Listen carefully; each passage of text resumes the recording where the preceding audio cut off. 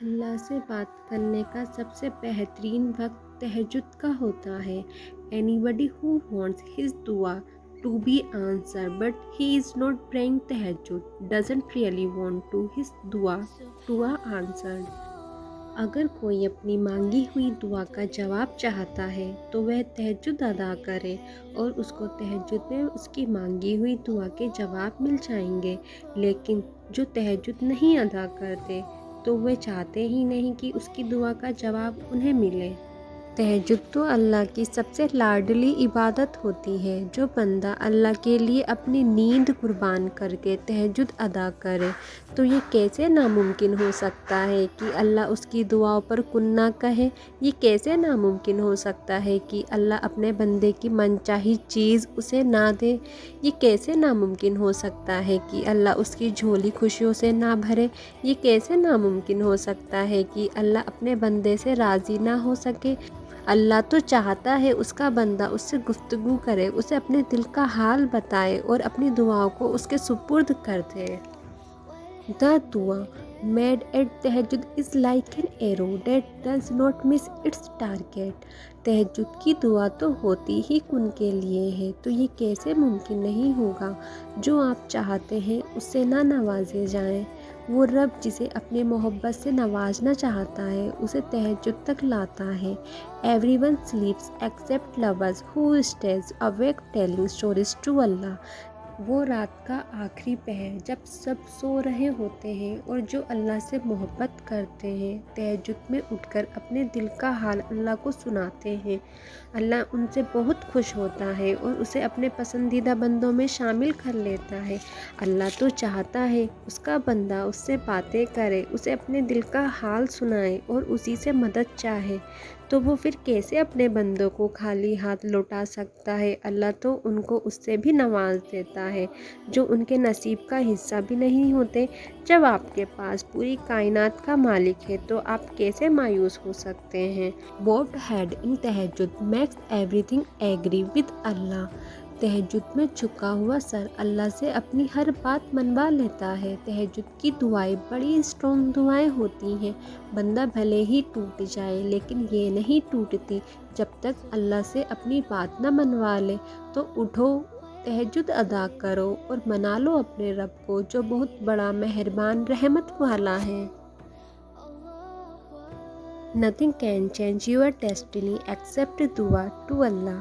اللہ سے کی گئی دعا کے علاوہ کوئی بھی چیز آپ کی قسمت نہیں بدل سکتی۔ دعا میں بہت بڑی طاقت ہوتی ہے جو پہاڑوں کو بھی ان کی جگہ سے ہٹا سکتی ہے، چاند کو دو ٹکڑوں میں کر سکتی ہے، چٹانوں کو ریزہ ریزہ کر سکتی ہے اور آپ کی قسمت کو پل بھر میں بدل سکتی ہے۔ میں نے ہر چیزوں کو نصیب کے سامنے ہارتے ہوئے دیکھا ہے اور میں نے دعا کے سامنے نصیب کو بھی ہارتے ہوئے دیکھا ہے۔ دعا سے یا تو حالات بدل جاتے ہیں یا دل بدل جاتے ہیں۔ دعا، تہجد اور hard work, all you need to accomplish your goals۔ تہجد پڑھا کرو، کوئی ملے یا نہ ملے اللہ مل جاتا ہے، اور جب اللہ مل جاتا ہے تو سب مل جاتا ہے۔ How it is possible that the prayer which has made you committed to tahajjud may be rejected؟ یہ کیسے ممکن ہو سکتا ہے کہ جو دعائیں تہجد میں مانگی جائے اور وہ قبول نہ ہو؟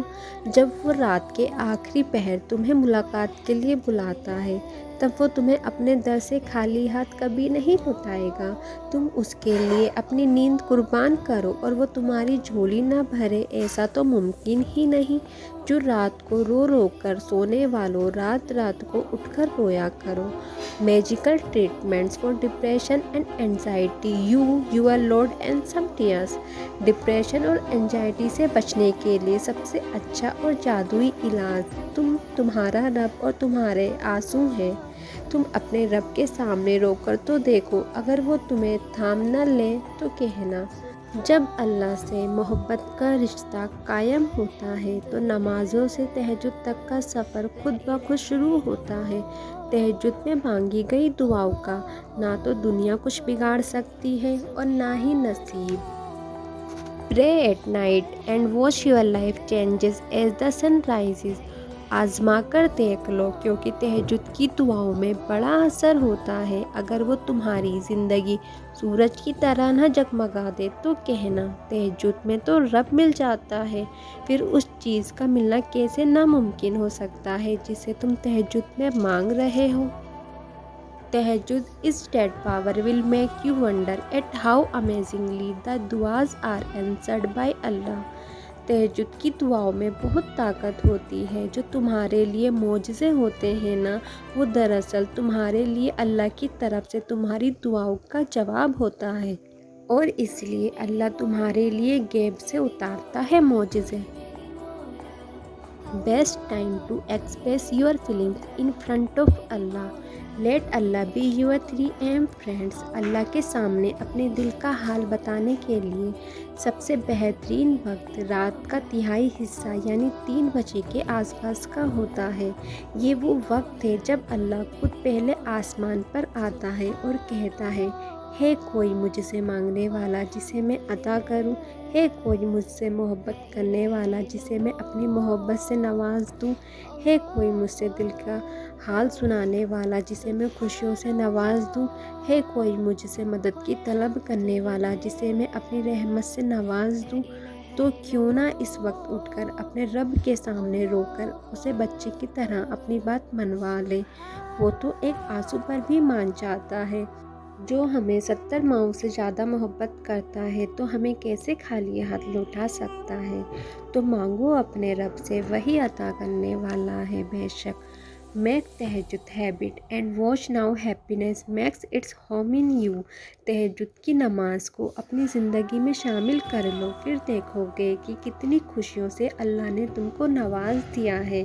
تہجد کی سب سے بڑی طاقت یہ ہے کہ تہجد تمہارے دل کو اللہ کی طرف موڑ دیتی ہے۔ اللہ تعالیٰ بہتر سے دور کر کے بہترین کے قریب کر دیتا ہے۔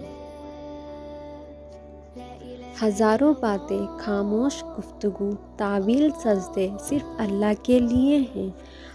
آدھے گھنٹے کی نیند، پھر تہجد کی نماز اور اس میں خیال یاد، یا اللہ یا تو ملا دے یا بھلا دے۔ Some nights Allah keeps you awake because He wants you to talk Him۔ تہجد is the purest form of love۔ After all, doesn't every lover desire to be alone with his beloved؟ جزاک اللہ friends، thank you for listening me۔ Please remember in dua۔ اللہ حافظ۔